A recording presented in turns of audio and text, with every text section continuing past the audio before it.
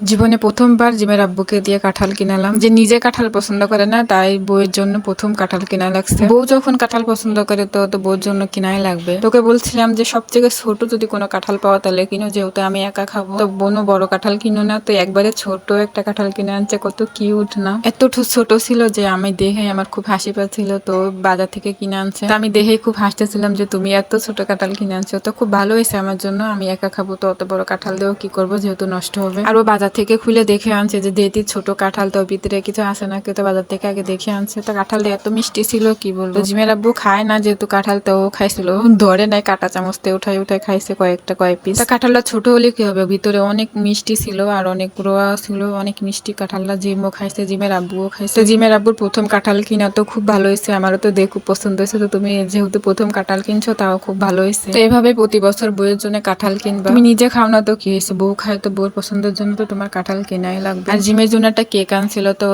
কেকটা খাওয়াই নিবো। ওকে ছোট মানুষ এখনো যে নিজে নিজে খাবে, আমার কাছে একটু দিতিল না, তো একা একা নিয়ে নিয়েই খাচ্ছিল। আর আজকে বিকাল হচ্ছে, আমাদের ঘরে ওয়াইফাই লাইন লাগাইছিল, যেহেতু আমাদের তিনজনের ওয়াইফাই দিয়ে কাজ করা লাগে। ফোনে নেট ভরতে ভরতে জামাইয়ের অবস্থা খুবই খারাপ, তো তাড়াতাড়ি করে ওয়াইফাই লাইনটা লাগাই নিচ্ছে। আর আজকে আমাদের নতুন ফ্রিজটাও নিয়ে আসছে, তো ছোট্ট সংসার আমাদের ফ্রিজটা খুবই দরকার ছিল। তো ছোট্ট একটা ফ্রিজ, মানে আমি দাঁড়ালে ফ্রিজের গলা পর্যন্ত হয় আমার ফ্রিজটা। তো ছোট্ট একটা ফ্রিজ, তো ছোট সংসারে ছোট ফ্রিজ দেখতে খুব কিউট, আর ছোট্ট একটা ফ্রিজ তো খুব ভালো হয়েছে আমাদের জন্য। তো ফ্রিজটা খুবই দরকার ছিল, একটা ছোট্ট সংসারে ফ্রিজটা আমাদের খুবই দরকার ছিল, তো তাইতে কেনা। আর আমাদের হচ্ছে মাসিক বেতন, তো মাস শেষে সব বাজার একবারে করার লাগে, সেজন্য জিমের আপু তাড়াহুড়ো করে ফ্রিজটা কিনছে। তো বলছিল কিছুদিন পরেই কিনবে, কিন্তু জানি না কি মনে করে খুব তাড়াতাড়ি ফ্রিজটা কিনে আনছে। তো যাই হোক, তো জিমের আপু বিকালে বাজার করে আনছিল, তো ও নিজেই ডিম ঢুকায় রাখছে, আবার কাঁচামরিচ আনে ফ্রিজেই ঢুকায় রাখছে। তো আমি ঘরে কিছু ফল ছিল, তো কি করবো, ফ্রিজে কি রাখবো কিছুই পাতিলাম না, তো ফলগুলো ফ্রিজে ঢুকায় রাখলাম। আর কাগজগুলো এখনো উঠাই নাই, তো ভাবতেছি পুরান দেখা যাবে, তাই তো পরে আমি উঠাই নিছিলাম। আর এদিকে জিমের আব্বু হচ্ছে জিমের জন্য